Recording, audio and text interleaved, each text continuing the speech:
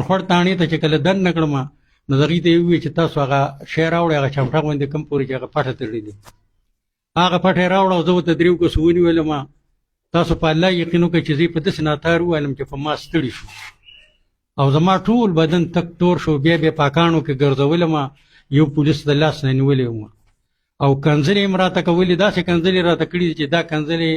ما په ژوند کې د چا نه اورېدلې نه دي او الحمدلله زما دا 15 کاله عمر دی نه ما چاته کنځل کړي د اوسه پورې او نه ما ته چا داسې کنځل کړي دي د دې نه چې فارغه شو بیا یې په ما پسې 3-4 کیلو چرس وتړلو او هغې په میز کېښود او ما یې مخ پټ کړو پټوي رانه ویستو بیا چې دی نو هغې په نیټ باندې ورکړو زه د دغه تاڼې ته ویوړم د پولکۍ چوکۍ ته نو الله په سر ګواه دی چې زه ومویرېدم چې راته کري بس ما ولي خو ما زه بس زه الحمدلله څه راپسې شته دی نه بس شهادت مرګ به الله راکړي نو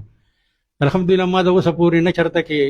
چرس لیدلي دي بیا رانه چا تپوس کوم ما په دې 15 کاله کې نه دي لیدلي چې دا څنګه شی دی او په ما پسې 3 کیلو چرس وتړلو او زما ډېر زیاته بېعزتي وکړه او هغې په نیټ باندې ورکړل او زه ډېر زیات بېعزته کړم ځکه چې زما پلار هم ډېر ښه وخت تېر کړی جمیدار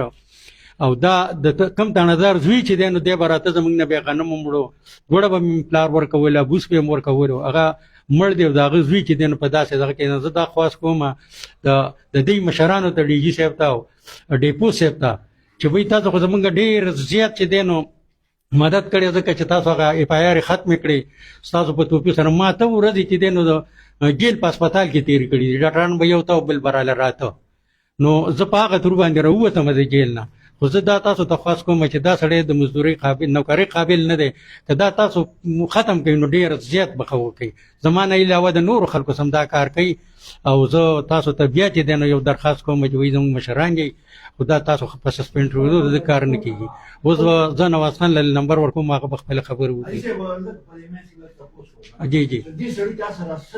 دا سړی ما د سره پیژنده نه او نه ما پسې بل اف آی آر شته د دې نه مخکې نو بس اوس واو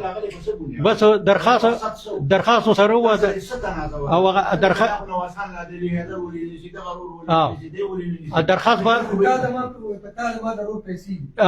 درخواست پروت دی زما پکې نوم هم نشته بیا یې دوباره ګاډی راوسته زما موټر سایکل یې پکې واچو هغې وړی په تاڼه کې پروت دی چابیان او کاغذونه زما سره دي